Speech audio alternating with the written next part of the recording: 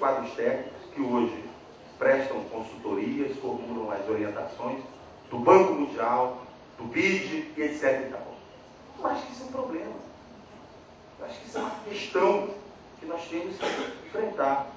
Porque o movimento se burocratizou, se institucionalizou. Eu quero falar de uma coisa que eu considero muito grave.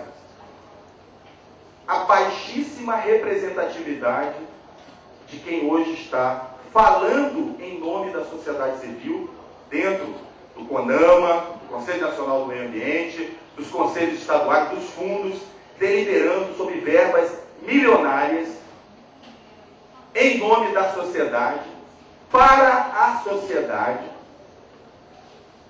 E nós vemos que, muitas vezes, as vítimas da poluição, os injustiçados ambientais, muitas vezes, não recebem esse benefício. Acho que é uma questão que nós temos que colocar. Eu falo de uma autocrítica porque eu dediquei, acho que os últimos 15 anos da minha vida, à formação de conselhos, de fundos, esse espaço de participação popular, e vejo que isso foi capturado pelo sistema dominante.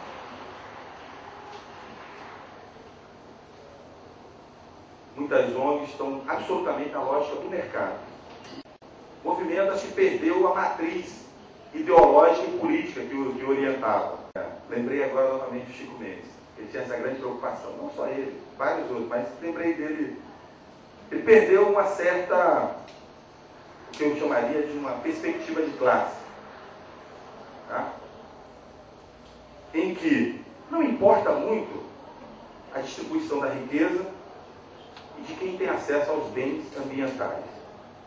Não estou falando, não estou generalizando, mas esta é a posição hegemônica do movimento ambiental brasileiro. É quem tem visibilidade, é quem está ditando as políticas públicas e é quem está aprovando a aplicação dos recursos públicos, dos ministérios, dos governos, etc. e tal. Em sua grande maioria. Pessoas como as que estão aqui, do hip hop, dos quilombos, da luta indígena e dos que estão aqui nessa plateia, das organizações da periferia que lutam contra a poluição dos grandes empreendimentos, essas pessoas não têm assento nesses conselhos, nesses fóruns, nesses fundos. Este ano aqui no Rio de Janeiro, após o assassinato do seu Júlio, na Baixada Fluminense, no Tinguá, que é uma das grandes zonas de sacrifício aqui do nosso país, tá? Só retornou 4 meses depois para a mídia a partir de uma greve de fome que foi feita por um ambientalista, Márcio das Mercedes, que é o que eles chamam de bola da vez. Existe uma lista dos caçadores e de outros que são os cabras marcados para morrer. Nessa lista está o seu Júlio, está o Márcio e tem outras pessoas. Essa imprensa, a Polícia Federal divulgou isso. O que acontece? Ele teve que fazer uma greve de fome de 8 dias para que aquela luta, a memória de seu Júlio, a luta dele voltasse à tona e houvesse posicionamentos tímidos do governo federal, do Ministério, etc. Então, olha o que está acontecendo. Para que as questões ambientais relevantes para a sociedade possam voltar à agenda política, está havendo a necessidade de um movimento de radicalização dos protestos, etc. e tal. Parte disso eu acredito a essa captura que foi feita de grande parte do movimento social, do movimento ambiental. Grande parte deles estão aculturados pela ideologia dos bancos multilaterais, das agências multilaterais, e eles são os representantes da sociedade frente aos governos, aos parlamentos, ao setor empresarial.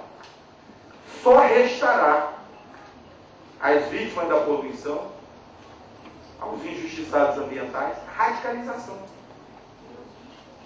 Não estou falando em tese, é o que está acontecendo. É o que está acontecendo no noroeste do estado, os pescadores disputando o acesso à água dos canais. É o que está acontecendo no Espírito Santo, na luta dos índios, dos quilombolas, dos agricultores contra a cruz e celulose.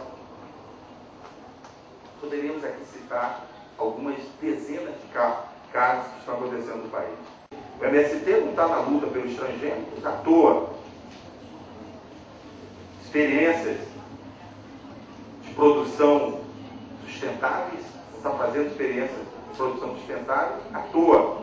Não está defendendo a reforma agrária ecológica à toa. Porque o acesso aos bens da natureza estão cada vez mais difíceis. E aos pobres, aos trabalhadores, aos que foram sempre tradicionalmente excluídos, historicamente excluídos, este acesso cada vez mais será negado. E se apropriar disso vai requerer cada vez mais resistência, mais luta e mais conflito. Esses grandes empreendimentos que eu falei, eles não estão indo para aquela região da Zona Oeste de Itaguaí à toa. Eles estão indo para lá porque a única região do estado do Rio de Janeiro, sudeste do país, a segunda região mais industrializada do Brasil, é a única região onde ainda tem água. É o Rio Guandu, que abastece toda a região metropolitana, a capital, e a gente acha que a água sai da torneira, como se não tivesse vindo de lugar nenhum. O estado do Rio de Janeiro é o estado de um rio só. Ali é que está a água. E o capitalismo mundial integrado hoje, ele não se desloca mais em função das forças produtivas. Não é a mão de obra barata que está se buscando aqui. O que está se buscando mais é água e energia. Da água você gera energia. O que as grandes transnacionais estão buscando cada vez mais não é o trabalho, a mão de obra, a natureza, e esse conflito eu acredito que vai se estender mais. Eu acho que existem saídas, eu acho que nós temos que investir nessa economia da vida que se foi falado aqui tanto ontem. Eu acredito nisso. Agora, não vamos cair na armadilha de que essa economia da vida, economia da terra, se os seus resultados, seus bens não forem apropriados pelos que mais precisam, que são os pobres, os trabalhadores, eu acho que essa economia da vida tem que ter uma pitada de marxismo. Eu concordo com o professor. A ecologia e o marxismo têm muito em comum. Desenvolver tecnologias ambientais, serviços ambientais, para ser apropriado pelos grandes grupos econômicos, isso é o capitalismo aí que nós já conhecemos. Então, nesta eu estou fora.